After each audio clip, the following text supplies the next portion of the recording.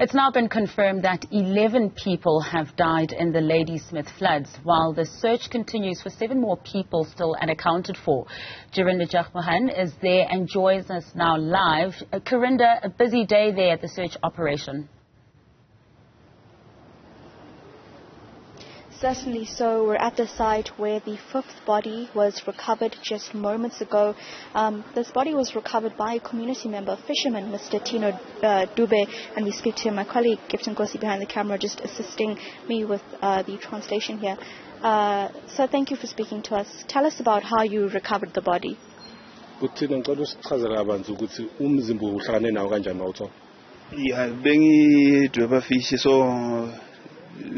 But mushamadang duyaona umngani wami ubonile umzimba wathi hayi nazi ibonize umuntu nje mawuthi akisiyena umuntu hayi umuntu so mina ngavele ngabona umuntu ngabiza abanye amajita bewuhlele lapha ngabakhombisa ukuthi hayi kunomuntu ula isona isikhathi babuya babiza amaphoyisa ukuthi bazame usiza. So earlier we were speaking, do you think there might be more bodies in this part of the river?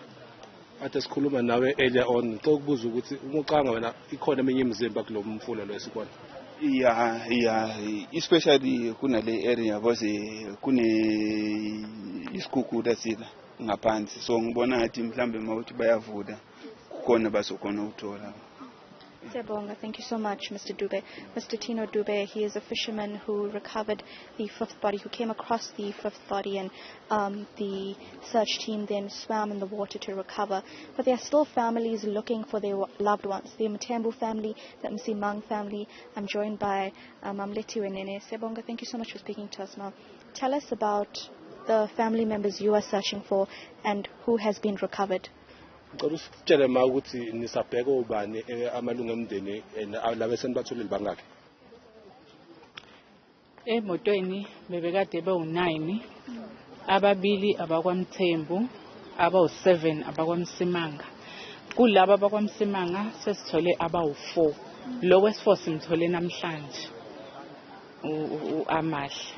Manje sekusele abawu3. Uboyi nomntanakhe nomzukulu ibone sebesele. Now, how do you feel about the search contingent on the ground today? Ungathiwa nje ungachaza kabanzi ngoba bebheka namhlanje ngoba amaphoyisa esemaningana nabantu ababhekayo. Ubonani uyawubona umehluko namhlanje? Umehluko bemkhulu kakhulu namhlanje. So ubona mkhulu ngoba nabo abantu bayatholakala namhlanje. Maybe if you can just tell us about the specific person you are looking for, a little bit more about them, their name, who they were.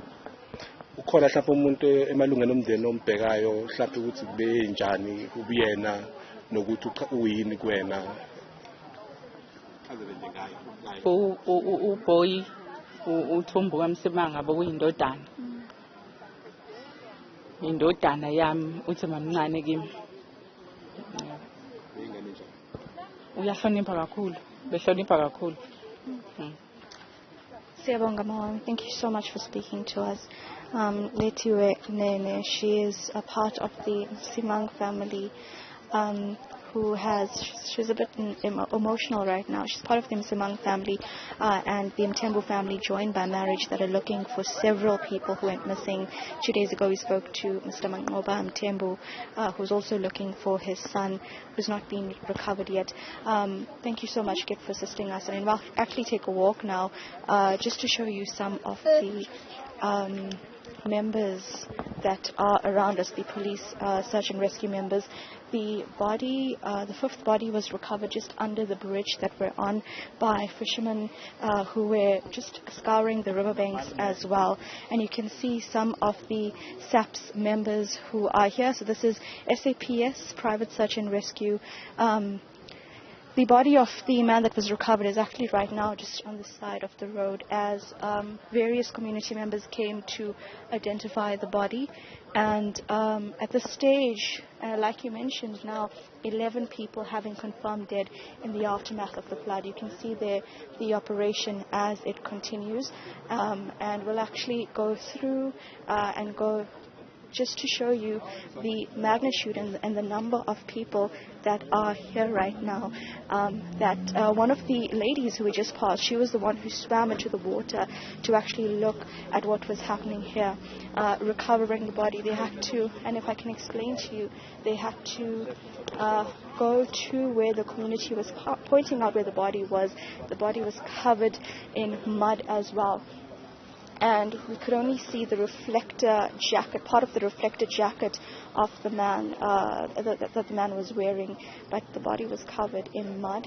The divers around us, you see, they went into the water and they had to pull the body from the mound of mud that the body was stuck under. They had to pull the body out, swim with the body across the river, put the body in a body bag before more community members would see or identify the body, just because of the way that it was in a state of decomposition. Ultimately pulling the body bag up the river bank to the site where then family members were able to identify the man that had died. This has been a tragic morning for many community members.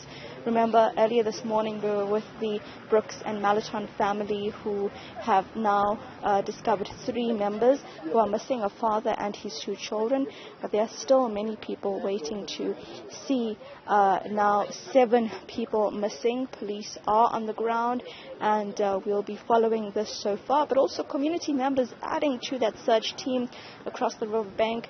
It might be raining soon, so it is certain that they have to push for this rescue mission, the search mission, as soon as possible, because of the imminent drizzle and rain that will certainly impact the search operation. And Karinda, you mentioned that there are community members who are also now putting their own lives on the line to try and seek and find their own loved ones. With the rains now being imminent, are there any warnings and clear signs to them to say that they shouldn't endanger their lives any further, as much as they'd like to continue to look for their loved ones? Certainly so, and in fact, especially today, most community members have been standing on the sideline. Most have been waiting at the operations center because of the large number of the search teams that are on the ground. There are more than 60 personnel from the SAPS, from private teams also. They say they have 12 canines with them. So they're really covering a lot of ground, separating into various teams to go into various parts of the floodplain, essentially, which has put the community, the family members at ease. Over the past 2 days, many family members were frustrated.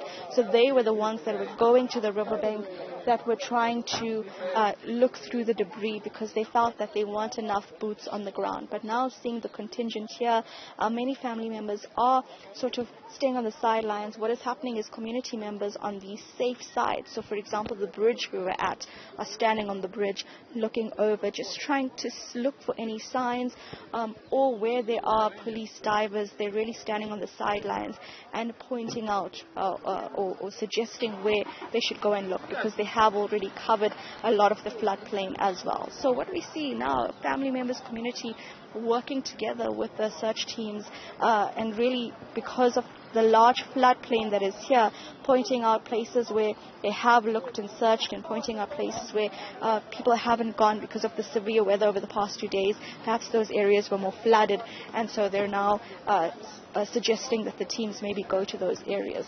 But like you see here, and you can just see the mud on this vehicle, and that is because of the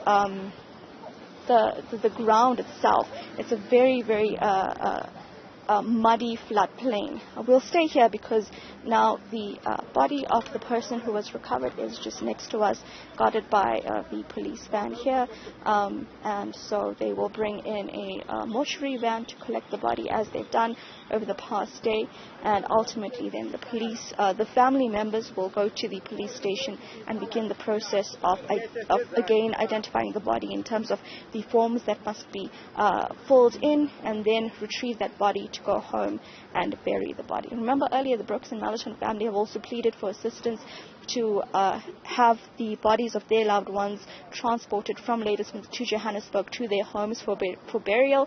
And certainly some of the family members here are from Msinga, and they might also have the same request because of the distance as well, and the nature of what has happened on the ground in Ladysmith.